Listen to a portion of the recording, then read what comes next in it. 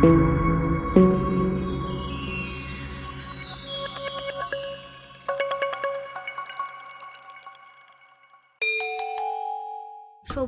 গ্রামে সেলিম আর তার মা খুবই ধনী ছিল, কিন্তু সে এত দরজাল ছিল সেলিমের মা তার ধারণার বাইরে।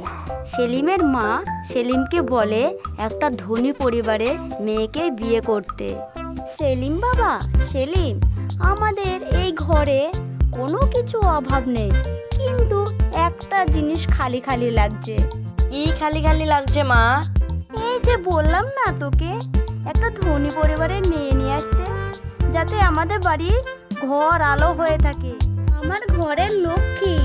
মা, তুমি যেটা ভালো বুঝবে সেটাই করবে, আমি সেইভাবেই মেনে নেব। বাহ, এই না আমার ছেলে, দেখতে হবে কার ছেলে। আজই ঘটক সাহেবকে ডেকে আজই তোর বিয়ে পাকা করে আসবো। কিছুক্ষণ পর ঘটক আসে তার বাড়িতে। ম্যাডাম, ও ম্যাডাম, আমি আপনার বাড়ি চলে আইছি। ও ঘটকিনি, আসেন আসেন বসেন। হ্যাঁ বলো, কি প্রস্তাব নিয়ে এসেছো?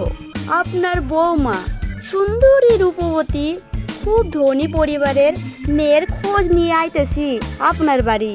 বাহ, এ তো খুব ভালো সুখবর। হ্যাঁ বলো বলো। ঘটকিনি তখন মেয়ের বাবার সম্বন্ধে সমস্ত কথা বলে ম্যাডামকে। বাহ, এরকম সুযোগ তো বারে বারে আসে না, আমার খুব পছন্দ।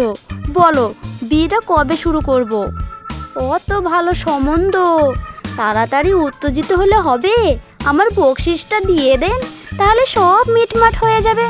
ঠিক আছে ঠিক আছে। ঘটকিনীরা টাকা ছাড়া তো কিছুই করতে পারে না। বল তোর কত লাগবে? এই আর কত হবে? এই প্রায় 50,000 টাকা দিলেই হবে। বাবা, এত টাকা লাগবে কেন? 5 কোটি বাড়ির মেয়ে বিয়ে হবে, সামান্য 50,000 টাকা দিতে পারবে না? এই আমি চললুম। ঠিক আছে ঘটকিনী, তোমার কথাই রইলো, তাহলে টাকাটা দিয়েই দেন। সব টাকা আজকে কিন্তু দিতে পারবো না, অর্ধেক টাকা দেব। আচ্ছা ম্যাডাম, অর্ধেক টাকা হইব, আমি চললুম। 1 বছর পর কন্যা সন্তান জন্ম নেয়, কিন্তু সেলিম আর তার মা কন্যা সন্তান পছন্দ করতো না। তারা চেয়েছিল তাদের বাড়িতে একটা সুন্দর ফুটফুটি ছেলে জন্ম নেবে। এই কখন থেকে কাঁদছে, চুপ করাতে পারছো না? এই বাড়িতে সবসময় চ্যাঁ ভ্যাঁ কেন? চুপ করা হয় না? না হলে আমার কাছে নিয়ে এসো, আমি গলা টিপে মেরে ফেলি। মা, এটা আপনি কি কথা বলছেন? এটা তো আপনার ছেলেরই সন্তান।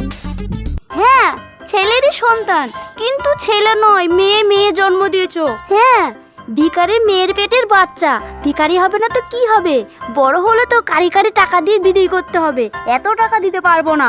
সেলিম, তুমি কিছু বলবে না? এটা তো তোমারই মেয়ে। মেয়ে জন্ম দিয়েছে, ছেলে জন্ম দিতে পারোনি? মা তো ঠিকই বলছে। সেলিম, তুমি কি ভুলে গেছো? আমার মা বাবার যত টাকা পয়সা ছিল সব তোমাদের দিয়ে দিয়েছে। দিয়ে গেছে তো? সব তো তোমার পিছনে দিতে দিতে সব ফুরিয়ে গেছে, আবার বেশি বকবক করছো। বাবা সেলিম, তুই ওকে ঘাড় ধাক্কা দিয়ে বার করে দে। ওকে বার করে দিলে ওর হয়ে কেউ আর নালিশ করতে আসবে না। না মা, আমাকে বাড়ি থেকে বের করে দিবেন না। এই আমি ছোট বাচ্চাটাকে নিয়ে কোথায় যাব? আমার মা বাবা তো কেউ নেই, তাহলে আমি কোথায় যাব? আমাকে বের করে দেবেন না। তুই জাহান্নামে যা, আমার কোনো ব্যাপার নেই। তুই মরলে আমার ছেলের আবার বিয়ে দেব। এই সেলিম, ধর ঘাট ধরে বার করে দে। হ্যাঁ মা, এই বেড়া বলছি, বেড়া বাড়ি থেকে বেড়া।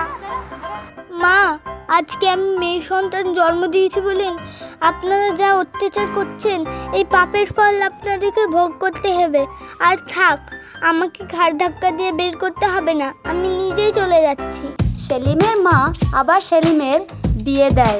1 বছর না যেতে একটা আবার কন্যা সন্তান জন্ম নেয় হসপিটালে। ডাক্তারবাবু, আমার ছেলে সন্তান হয়েছে তো? আপনাকে কেন বলবো? বাড়ির গার্জেন কে আছেন? আরে আমিই তো বাড়ির গার্জেন। আমার ছেলে হয়েছে তো? ছেলে না স্যার, আপনার মেয়ে হয়েছে, খুব ফুটফুটে। আবার মেয়ে হয়েছে? যতই ফুটফুটে হোক না কেন, সে কারি কারি টাকা আবার দিতে হবে তোকে। না বাবা চল, একে রেখে চলে চল, আর বাড়িতে উঠানোই হবে না একে। মা, আমি আর বারবার এই ভুল করতে চাই না। মেয়ে হয়েছে তো কি হয়েছে, আমারই তো সন্তান, আমি নিয়েই যাব। কি, তুই এই কথা বলছিস? তুই কি জানিস কত টাকা লাগবে ওকে বিয়ে দিতে? মা, তুমি যা পাপ করেছো, এই পাপের ফল আমাকেই ভোগ করতে হবে।